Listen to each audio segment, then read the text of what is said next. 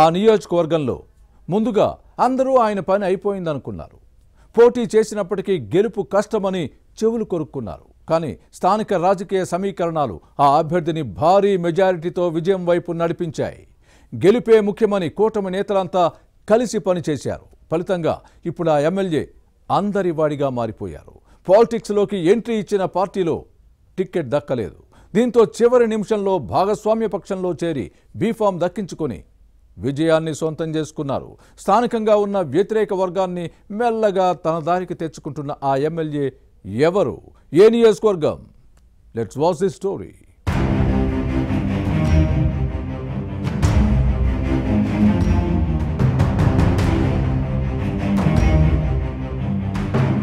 ఉమ్మడి శ్రీకాకుళం జిల్లా పాలకొండ నియోజకవర్గం ప్రస్తుతం పార్వతీపురం మన్యం జిల్లాలో ఉన్న ఎస్టీ రిజర్వ్డ్ నియోజకవర్గంలో ఒకటి.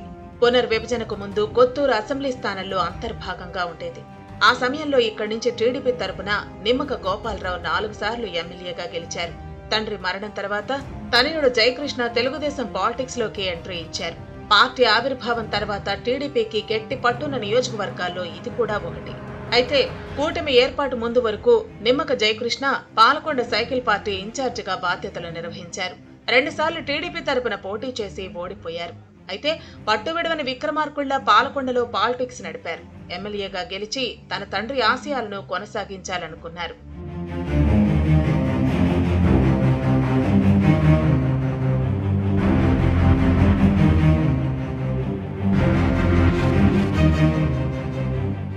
వాస్తవానికి దివంగత నిమ్మక గోపాలరావు ఫ్యామిలీకి పాలకొండ ప్రాంతంలో మంచి పేరుంది.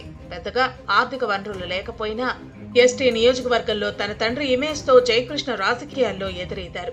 అయితే 2024 ఎన్నికల్లో కూటమి పార్టీల సీట్ల సర్దుబాటులో భాగంగా పాలకొండ నియోజకవర్గాన్ని జనసేనకు కేటాయించడంతో జయకృష్ణ పొలిటికల్ ఫ్యూచర్ ప్రశ్నార్థకంగా మారి అంధకారంలో పడినట్టేనని మదనపడ్డారు. కానీ అదే సమయంలో జనసేనాని పవన్ కళ్యాణ్ పిలుపుతో మళ్లీ ఆశలు చిగురించాయి. జనసేనలో జాయిన్ అయి చివరి నిమిషంలో టికెట్ తెచ్చుకున్నారు. అయితే టీడీపీ ఓట్లు ట్రాన్స్ఫర్ కాకపోతే పాలకొండలో జయకృష్ణ గెలుపు కష్టమని అంతా భావించారు. పైగా రిజర్వ్డ్ స్థానంలో కూటమి సత్తా చాటడం అంత ఈజీ కాదన్న చర్చ కూడా జరిగింది. కానీ జయకృష్ణ విజయంతో అవన్నీ పటాపంచలయ్యాయి.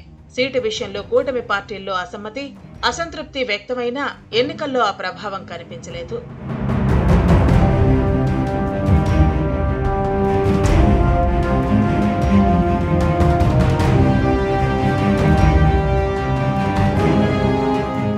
పాలకొండ నియోజకవర్గంలో 2014, 2019 ఎన్నికల్లో పరాజయం పాలైన జయకృష్ణ ఈసారి విజయాన్ని సొంతం చేసుకున్నారు. గెలుపులో సానుభూతి కూడా కొంతవరకు కలిసొచ్చింది. దీనికి తోడు కూటమి పార్టీల వేవ్ ఎక్కువగా కనిపించడంతో ప్రజలు జయకృష్ణ వైపు మొగ్గు చూపారు.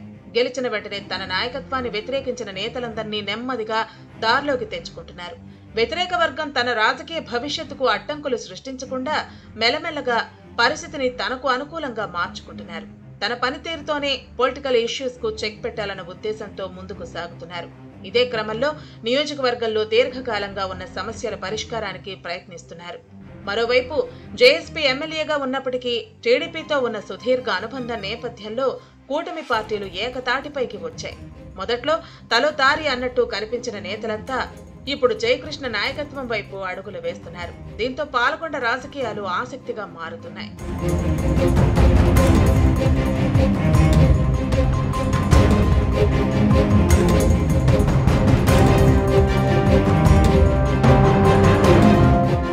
మరోవైపు జయకృష్ణ పనితీరును నియోజకవర్గ ప్రజలు నిశితంగా పరిశీలిస్తున్నారు.